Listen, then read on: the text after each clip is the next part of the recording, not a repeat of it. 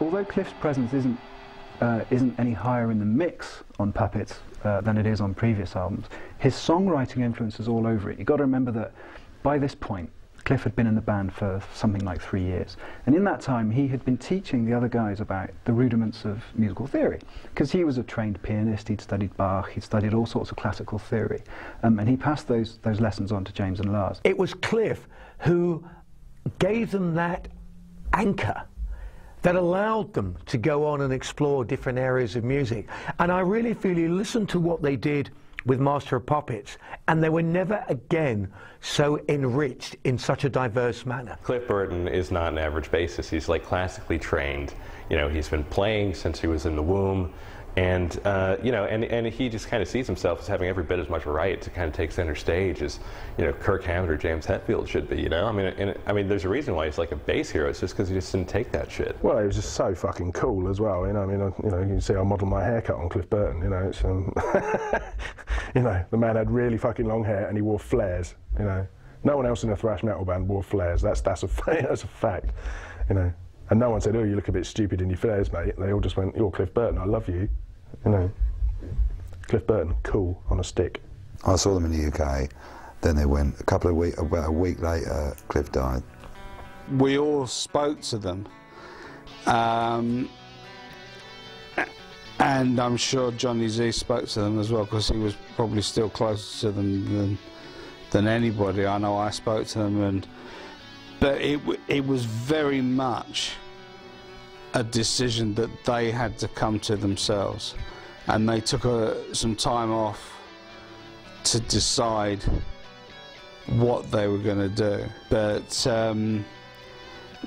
I always had the feeling that it was touch and go, and that it could have gone either way. And these things happen. I mean, these things happen to a lot of groups. And one thing goes, you know, obviously in this case it's something that went tragically wrong.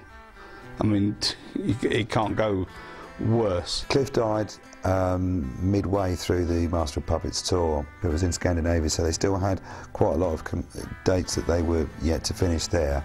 When Jason was confirmed as the new bass player, they went back and actually played all those shows that they hadn't played, that were still on the itinerary. And that was a really brilliant move by them, because it was a way of breaking Jason in a low-key manner. It wasn't like they were coming out with a new album and they were going on a massive tour. It was, here's the new guy, we're doing a few shows, and we're also honouring our commitment to our fans, which I thought was amazing, considering nobody would have minded had they said, well, we won't do those shows now. Nobody was going to kick up a fuss. It was a really good idea for them to, the way they brought Jason in that way, and it got everybody excited and on board ahead of what was to come. It's so strange, isn't it, that Metallica, subsequent to Cliff Burton dying, got in a new bassist, and the first thing they did was a covers EP with Diamond Head, Budgie, Misfits, and I think it actually was a very cunning and very clever move, because to go straight into the studio and do a new record with all new songs would have put an enormous amount of pressure onto Jason Newsted's shoulders. They introduced him into the Metallica way of doing things by doing something very different. It was a slightly unusual move, partly because of the songs that they covered. They covered songs from the new wave of British heavy metal. There was a song by Holocaust, there was one by Diamond Head, but there was also a Killing Joke song as well, so there was something of Cliff's punk and post-punk influences going on there. So fucking what?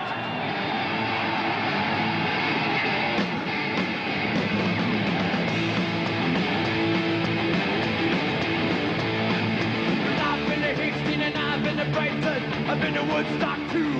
So what? So what? Well, I've been here, I've been there, I've been every fucking where. So what? So what? So what? So what, you poor little cunt? Who cares? Who can you know? Who cares? Who cares about you? Time I heard So What, I just thought it was Metallica. I didn't know, and then I found out later, and I heard the original. I love that as well now, you know what I mean? But It doesn't matter to me. I just loved the way they'd done the song, and if it was their own, I'd have loved it.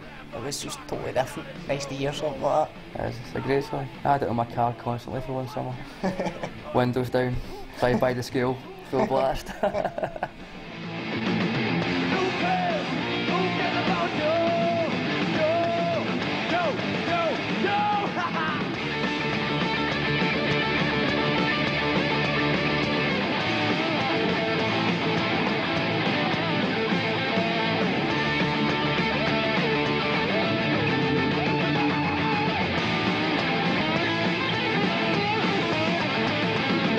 Metallica have recorded various punk songs, and to me they do it by the numbers really.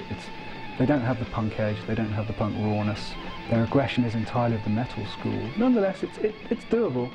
Quite a few bands have attempted this. Megadeth did a cover of Anarchy in the UK. Slayer recorded a whole album of punk covers in '96. It can be done, but it doesn't really compare to the original stuff. Well, I fucked this, I fucked that. I've even fucked the schoolgirl's twat. So what? So what? So what? So what? You born old fuck.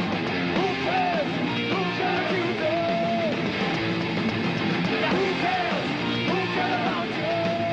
No, no, no, no, no, yo.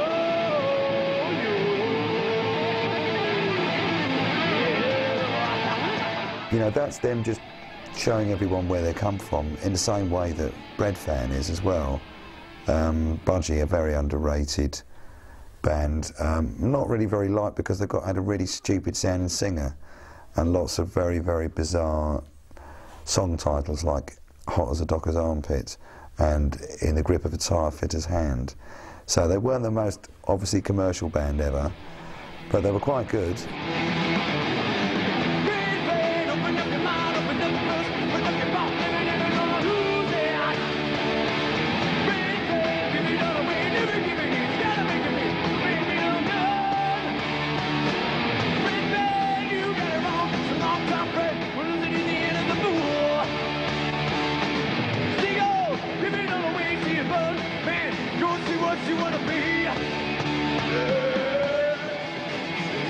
Bread Fan shows to me that when Metallica want to, how they can improve their version of a song over the original if they want. The original Bread Fan was a great song, but it wasn't recorded particularly with an awful lot of budget and an awful lot of aggression.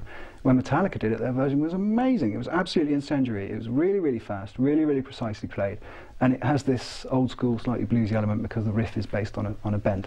Bread Fan's a weird one because it is more simplistic and it is more bluesy than the kind of thing you'd expect them to do. But it sounds perfectly natural. I mean, I think there's other stuff that they've covered that doesn't sound particularly natural, but they were obviously having fun doing it. So you kind of go, oh well, you know, it's a laugh listening to them doing it. But a great song, you know. Kurt plays a brilliant solo in that one. It's very, you know, it's quite simple, quite rock and roll, quite bluesy. But it sounds like, you know, it does sound like Metallica.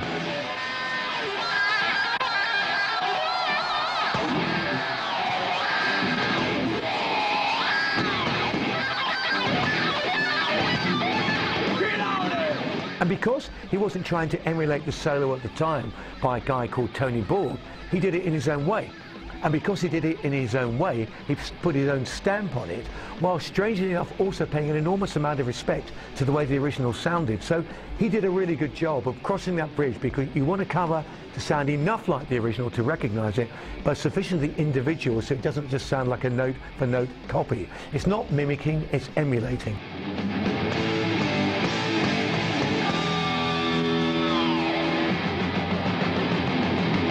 I think Metallica effectively disappeared up their own arseholes on Justice for All. From the first album to the second album to the third album, they'd upped the ante, and I think they thought the only way to really up the ante here was to be more complex, more dark lyrically, you know, and it just, what they forgot was that they hadn't really written any great riffs.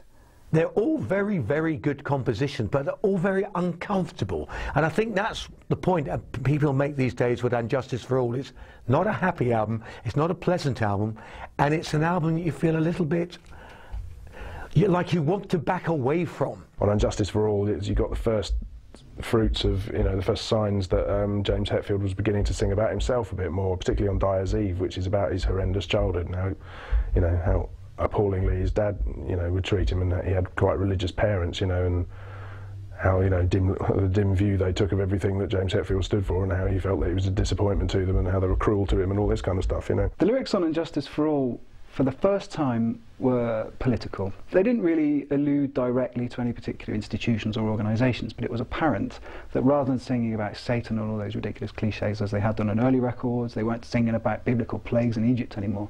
They were singing about subjects much closer to home. There are reasons why people don't regard it with quite the same level of, you know, of love and kind of hysterical enthusiasm that they do Master of Puppets, and the production is one. You know, that clicky kick drum sound, which is actually quite irritating.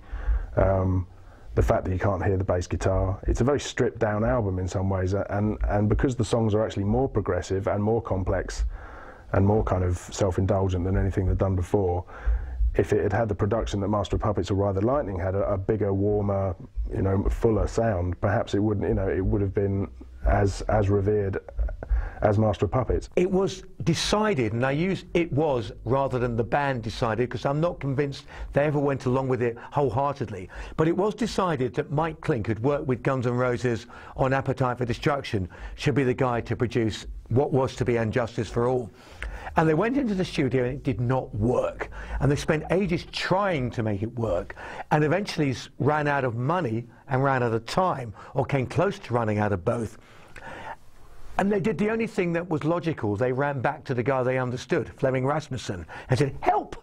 We need to make an album, and fast, and not much money, because a lot of the budget has gone on things we're never going to use." So there's a feeling of rushing it.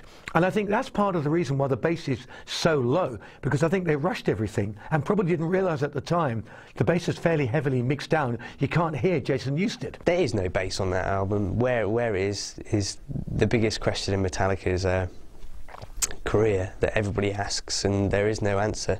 Jason Newsted obviously plays bass on it. You see the songs live and there are bass lines, but in way of production it was certainly not there. I interviewed Jason a couple of years ago for my book, and he told me that while Justice was being mixed, it had been recorded, while it was being mixed they were touring on the Monsters of Rock thing with Van Halen and the rest of them, and in between shows James and Lars were driving down to the studios where the album was being mixed.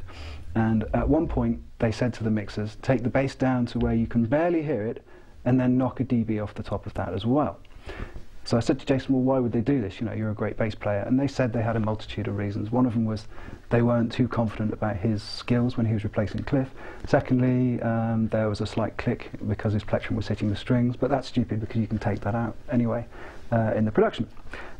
So it would seem simply that they didn't really want his presence too high on the album, or you could spin it the other way and say that the guitar sound which James had used on the album was so vast that in fact it was appropriate to take up bass frequency space, but it's endlessly debatable.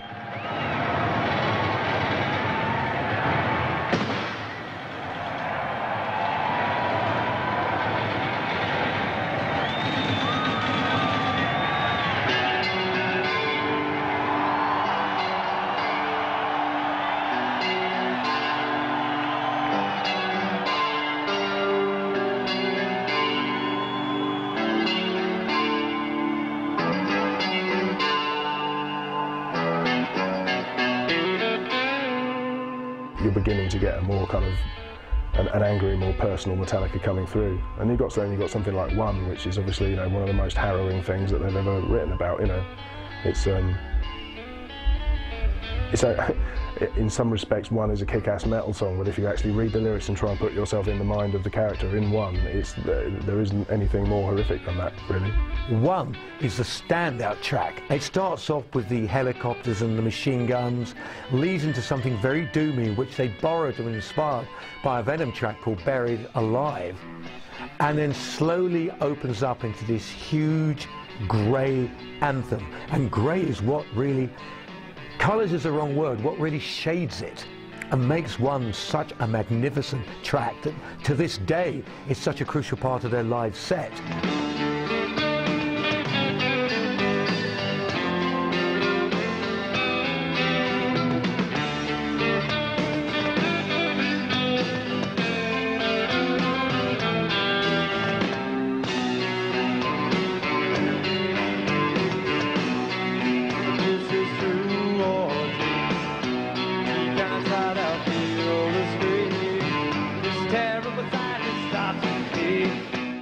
Lars's drumming at the beginning of one, when they're playing, when it's the kind of mellow acoustic parts, is a bit heavy-handed, shall we say. And I think some producers would not have mixed his kick drum and snare quite as loud as they did on one, because it is kind of like, you know, they're playing these beautiful harmonies and stuff on the guitars, and then there's this bloke hitting biscuit tins in the background, you know, which doesn't help, you know. But I don't think there's anything wrong with his drumming per se on it. I think it's just the way it's mixed. It's just not, you know, it is a bit, you know, a bit ham-fisted, really.